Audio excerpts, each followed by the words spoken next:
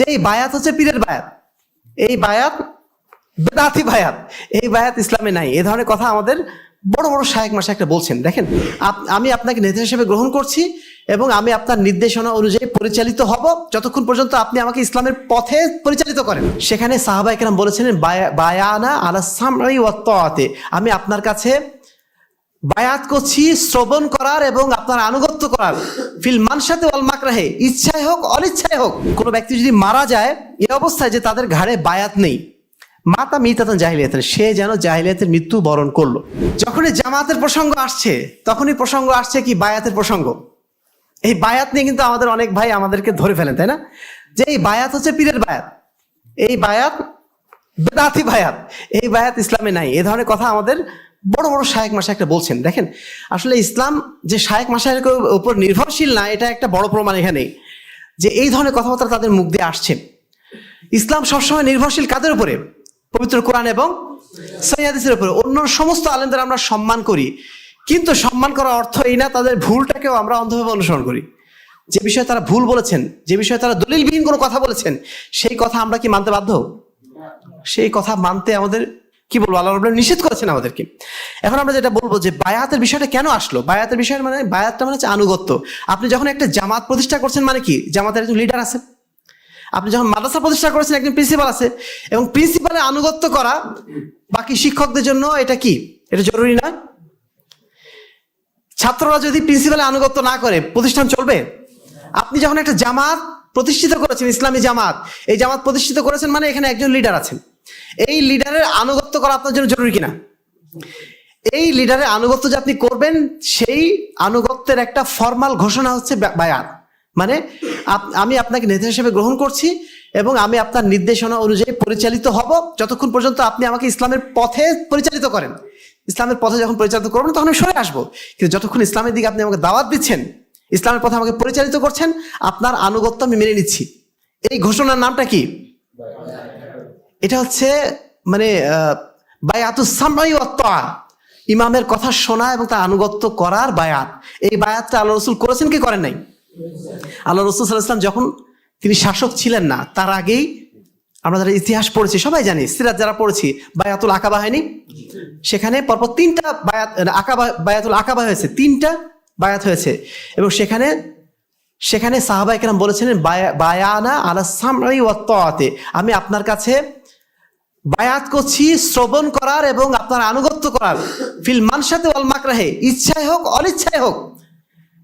এমনকি এটাও বলেছেন, আমাদের উপর যদি কাউকে প্রাধান্য দিয়ে আপনি সেনাপতি বানিয়ে দেন, 10 জন লোক আছে, আমাকে প্রাধান্য না দিয়ে আরেকজনকে সেনাপতি বানিয়ে দিলেন, তবুও আমরা আপনার বিরোধিতা করব না। এই যে কথাটা, এটা হচ্ছে আনুগত্যের বায়াত। এই বায়াতটা আল্লাহ রাসূল সাল্লাল্লাহু আলাইহি ওয়াসাল্লাম খেলাফতের আগেও নিয়েছেন, পরে তো নিয়েছেনই, খেলাফতের আগেও নিয়েছেন। এখন আমাদের যে সমস্ত মুরব্বীরা বা আমাদের যারা ওলামায়ে কেরাম যারা বলছেন যে বায়াতটা বেদাত, এই বায়াতটা যখন বেদাত আমি বলছি, তাহলে আল্লাহ রাসূলের আমলটা কোথায় যাবে? তারা বলছেন যে আল্লাহ রাসূলের জন্য এটা নাকি খাস। তাদের অনেকে আবার বলছেন এটা আল্লাহ রাসূলের জন্য খাস, শুধু আল্লাহ রাসূলই এটা নিতে পারতেন।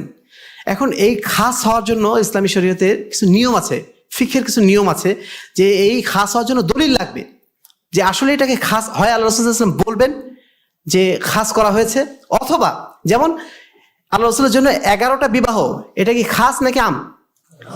এটা কিন্তু সবাই করতে পারবেন। আল্লাহ রাসূল 11টা বিয়ে করেছেন, কিন্তু সেটা আমরা করতে পারবো না।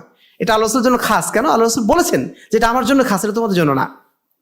আল্লাহ রাসূলের জন্য কিছু বিষয় খাস আছে, কিন্তু এটা বাদ দিয়ে বাকি যত আমল আল্লাহ রাসূলের পক্ষ থেকে যেটা হয়েছে, সে সমস্ত আমলগুলো কেন তিনি করেছেন? আমাদের দেখানোর জন্য না, আমাদের জন্য তিনি আদর্শ। এই বায়াত যখন করেছেন, এই বায়াতটা অবশ্যই আমাদের জন্য আদর্শ হিসাবে, নমুনা হিসেবে তিনি রেখে গেছেন। সেই নমুনা আমাদের রাষ্ট্রীয় ক্ষমতা থাকা অবস্থায় যেমন প্রযোজ্য, তেমনি রাষ্ট্রীয় ক্ষমতা না থাকলেও আমাদের জন্য প্রযোজ্য। আর ইসলাম সবসময় রাষ্ট্র ক্ষমতা থাকবে এটা কে বলেছে? সবসময় রাষ্ট্র ক্ষমতা থাকবে এটা সম্ভব নাকি? কিন্তু তাই বলে রাষ্ট্র ক্ষমতা না থাকলে আমরা জামাত থাকবো না, তখন আমরা যার মতো চলাফেরা করবো? ইসলাম তো এটা চায় না। ইসলামের এই মাকাসেদটা আমরা বুঝি নাই। সমস্যা হচ্ছে এই যে মাকাসেদুশ শারঈয়া না বোঝার কারণে, ফিকহুল ওয়াকিয়া না বোঝার কারণে এই ধরনের আজগুবি ফতোয়া আমরা নিয়ে আসছি এবং আল্লাহ রাসূলের উপর চাপিয়ে দিচ্ছি এটা বেদাত। এক্ষেত্রে আরেকটা কোশ্চেন আসতে পারে যে সাহাবায়ে কেরাম করেছিলেন কিনা। আমরা কোরআন এবং হাদিসকে বুঝি কাদের মানহাজ অনুযায়ী? সাহাবায়ে কেরামের মানহাজ অনুযায়ী।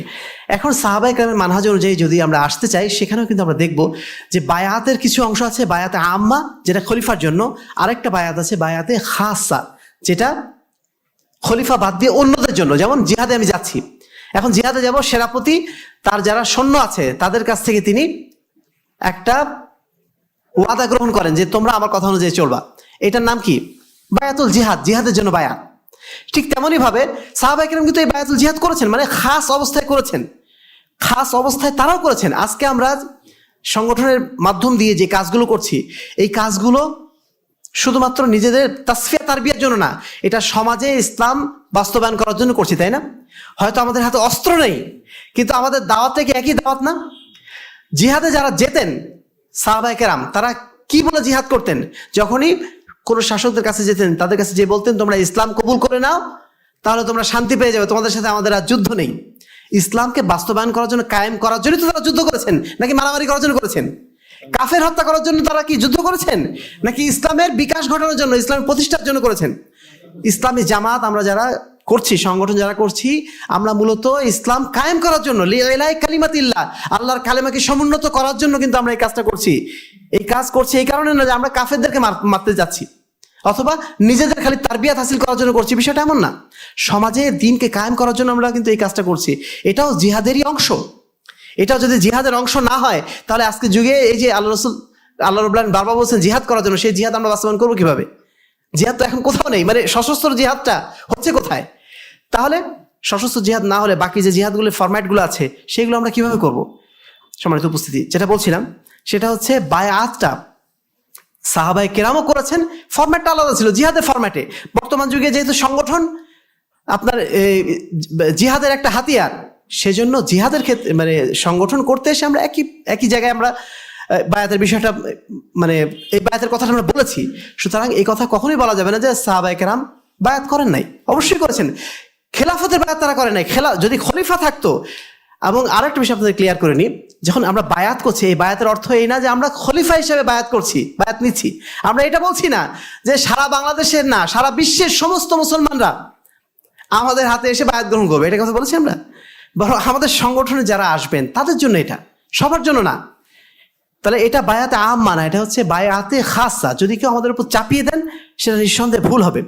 আর আরো কিছু বিষয় আছে, যেমন কিছু হাদিসে বলা হয়েছে, আল্লাহ রাসূল বলছেন যে মান খালা আদম মিন তাআতিল্লাহ লাকি আল্লাহ ইয়াউমাল কিয়ামাতি লা হুজ্জাতা লাহু ওয়া মান মাতা ওয়া লাইসা ফি উনুকি বায়াতুন মাতা মিতাতান জাহিলাতিন।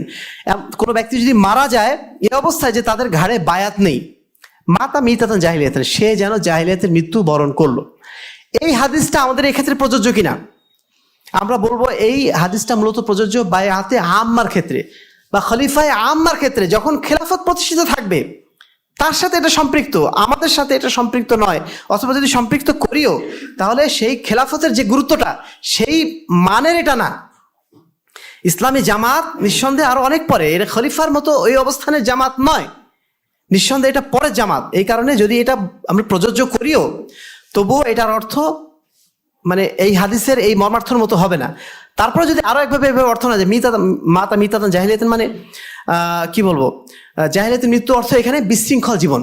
জাহিলিয়াতের জীবন যেমন নেতৃত্বহীন ছিল, এই মানে বর্তমানে যদি আমরা সাংগঠনিকভাবে না থাকি, তাহলে আমাদের অবস্থানটা হবে কি, নাবিক হারা নৌকার মতো, অথবা ড্রাইভার বিহীন গাড়ির মতো। এটা একটা বিশৃঙ্খল না? যদি গাড়ি চলছে, গাড়িটা অনেক সুন্দর, গাড়িতে অনেক যাত্রীও আছে, ড্রাইভার নাই, ওই গাড়িটা অ্যাক্সিডেন্ট করবে না? তার মানে কি, মিতাতান জাহিলিয়াতিন এই অর্থ যে এটা বিশৃঙ্খল অবস্থায় থেকে যাবে। তো নিঃসন্দেহে যদি আমাদের জামাত না থাকে, নেতৃত্ব না থাকে, আনুগত্য না থাকে, এটা একটা বিশৃঙ্খলাপূর্ণ সমাজ। এর অর্থ কিন্তু এইটা, এর অর্থ এই না যে আপনি কাফের হয়ে মারা যাবেন। মিতাতান জাহিলিয়াতিন মানে এই অর্থ না যে আপনি জাহিলি যুগে কাফের যেভাবে মারা গেছে ওইভাবে, এই অর্থ না।